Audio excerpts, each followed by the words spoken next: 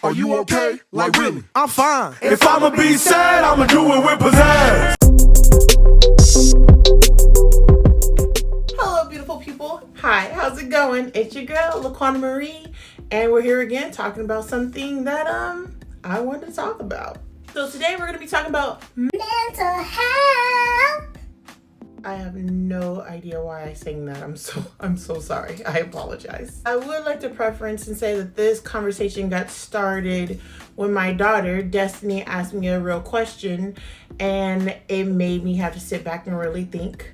And I'm mad because she's 12, so how dare she make me think about my childhood? Rude. But basically, she asked me, why didn't I just stop eating and get healthier in my younger years so I didn't have to get to this point? And it just kind of opened a box and allowed me to reflect as I explained to her things that I walked through as a kid and how eating became a comfort for me and a rebellion for me. And you know what? Since you guys have low-key became my diary, and I feel like talking to you guys has become therapeutic for me, I'm just gonna talk about what I unpacked and my personal view of my life and how I got to this weight and this mindset. I have always been a big girl. Ever since childhood, I've always been, to me, the biggest person in my family. Where my family's not particularly skinny, I just don't see anyone in my family my size. So let's start there. Also, my story is not a sob story. It's just what happened, and this is how I perceived it as a kid, and this is how I see it now and what I did to get better and to be more confident. So as a kid growing up in my family, I always, naturally, like most kids, I love sweets. I never said no to sugar and goodies and stuff, and I always overindulged in them. And there really wasn't anybody to monitor how much I was taking in, and I just overate.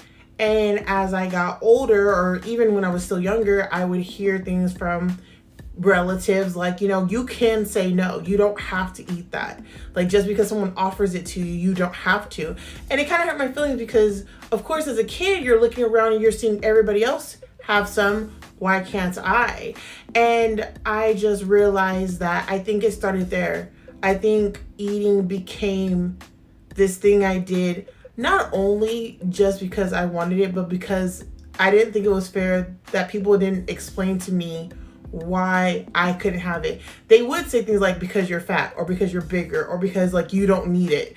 But then I always thought, well, no one needs it, but I want it and I'm gonna eat it. So there's that. I've been hard-headed since I was little, and it's gotten me to where I'm at. On top of that, as a kid in my world, you weren't really allowed to express yourself. And I know a lot of kids my age heard this, hush. You don't need an opinion. You don't got an opinion. You get told what to do. That never sat well with me.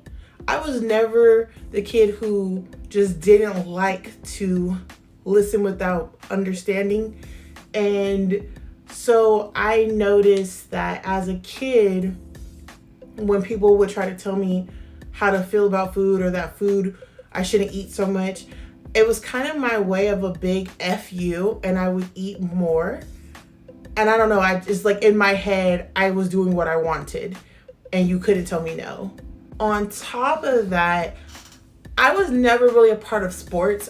Now, don't get me wrong, I was an active kid, and I loved being out and about, and I loved running around and having fun. But as we know, you can't just tell someone, don't eat that, and give them no tools. So I really never did sports. I think I did sports once in middle school, and trust me, I was on the bench a lot. I played basketball. I sucked. I sucked so bad. But other than that, I really never did sports. I would just run around like a regular kid, which most of the time is not enough to lose weight. I'm sure an active kid could maintain weight with a healthy lifestyle, but I didn't have a household that had a bunch of healthy options. So even looking back now, I don't remember seeing a bunch of fruits and vegetables, well-course meals. Now, at different times in my life, yes, that was available, But for majority of it, it was a lot of heated up kind of meals and things of that nature. So, you know what I mean? It was a double-edged sort of like, don't eat that, but then what do you eat? And I think a lot of people struggle with that as a kid. At least for me, you're being told you need to look a certain way. You need to present yourself to the world a certain way. If you want to be accepted, you need to like lose weight, but then not really having a clear understanding or help on how to take those steps. Now, I will preference and say that I've had certain family members take me for a couple of weeks in the summer and they would keep me outside. They would walk with me or jog, or they'll make sure I go outside and play. But it wasn't enough. I don't remember consistently every day having some type of activity to help me lose the weight that my family so desperately wanted me to lose. Now, getting into middle school and getting into like high school, we're gonna stick into that bracket. We're just gonna talk about all of it. So from middle school to high school, other things popped up that made me feel like I was inadequate. Boys. Yeah, boys. Just like any young girl, you know what I mean? Like any young girl finds boys cute, and or most of them, and you have crushes and stuff, and of course, boys will be boys, and I hate that saying. Ugh. But what I'm saying is they had a perfect picture of what their girls were, and that wasn't me, this plus size kid, and who shopped at Walmart and didn't have the cute clothes. And let's be honest, in the late 90s, early 2000s, there was nothing for plus size. There's barely stuff for plus size now. So definitely when I was a kid, that was not an option. Like, what I had is what I had.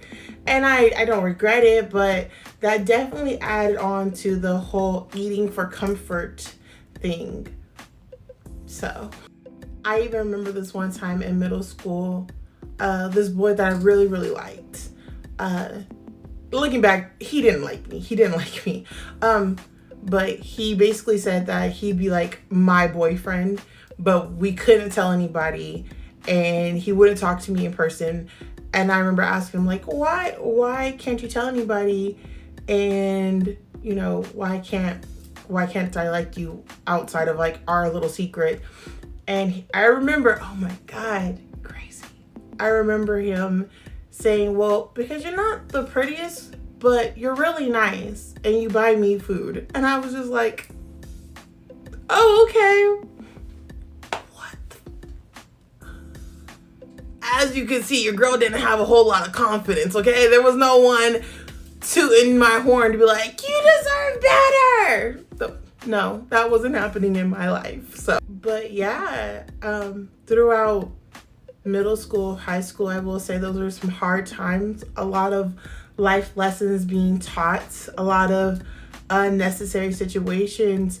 And I remember always gravitating towards a comfort food.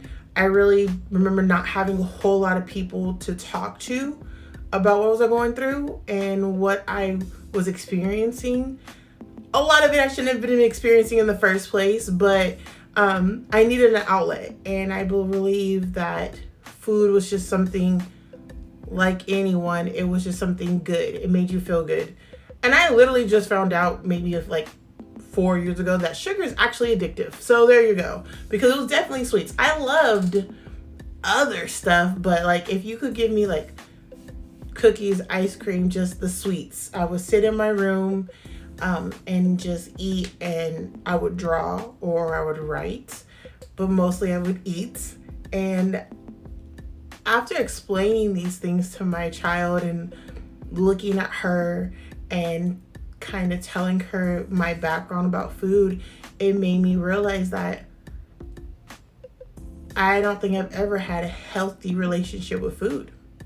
I never looked at food for what it is, which is fuel. It can be delicious fuel. You can enjoy your meal, but it is fuel for your body. And I don't think until I got older in my late 20s that I decided I wanted to heal from this addiction of running to food and other things to feel better about my life situations.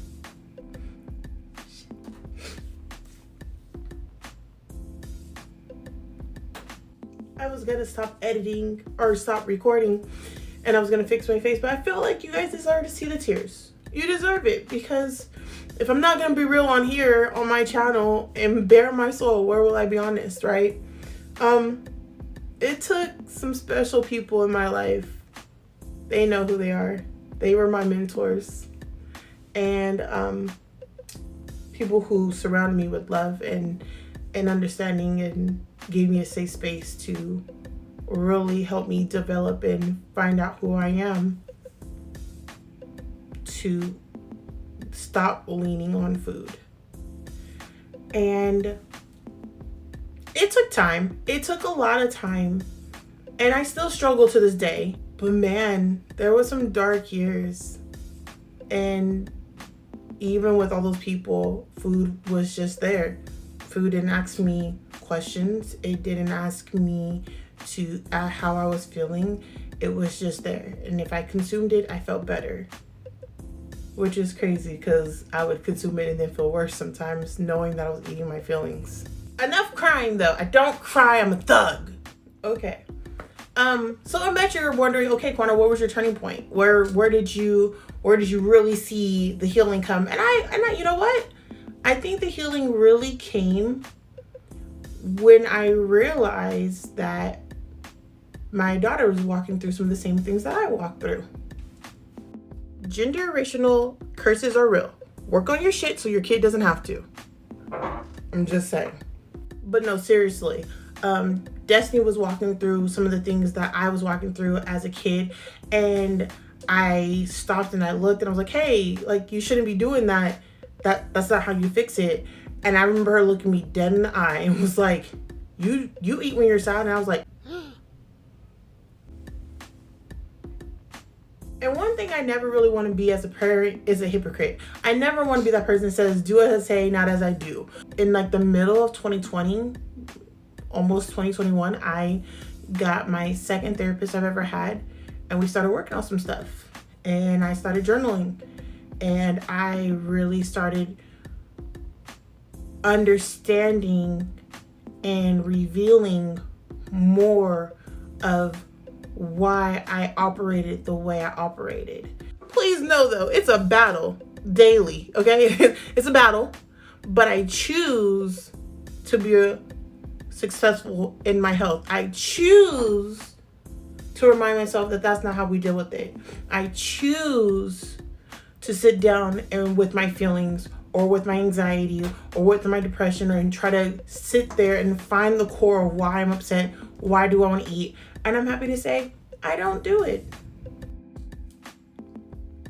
Where I am mentally now is worlds different from the woman who started this journey.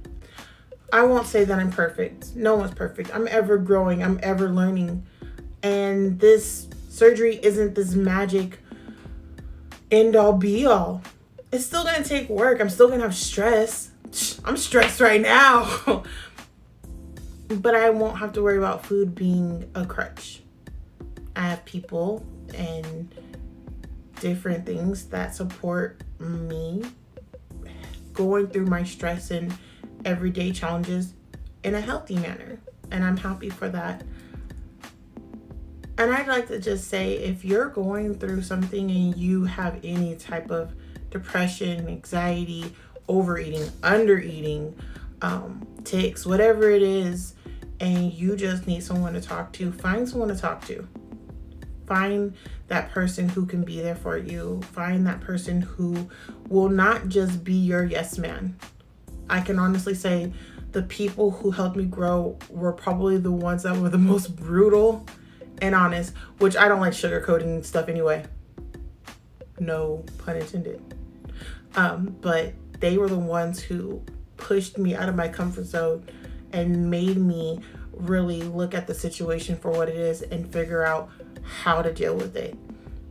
And I hope that for you. I hope that there's someone there that will comfort you, but then push you, understand you, but then give you insight on where you can grow. Everyone needs that. For me, my weight loss surgery is giving me a new start. Now, I can tell myself you shouldn't eat that, and I can listen to me and understand I'm not saying it to be mean. I'm not saying it to hurt my own feelings. I'm not shunning myself from the pleasures of life. I'm saying it because I deserve more. And that I know that you can have everything in moderation. I can also take myself to the gym or join karate or yoga or Pilates or whatever it may be. I can give myself different outlets to be healthy so I can enjoy other treats and things when I deserve it or when I feel like I want it or whatever the time may call for it. If you're choosing to do this surgery, I am in your corner. I hope it gives you the relief and the excitement of starting a new chapter in your life. And I'm so excited for your journey because I'm excited for mine. There are so many great things coming, and I feel that, and I know that with my whole heart. But the mental story I have from the little girl who just didn't get that food was never supposed to be what she made it, to the woman sitting before you who understands food as fuel, she can't wait to start living her life. I hope that this touched someone who really needed to hear this story. Bye, guys. I hope you guys enjoyed this video, and if you did, go ahead and subscribe and click that bell, and you can find my Instagram and TikTok in the link below in the description. I hope to see you guys there, and remember, stay beautiful, guys.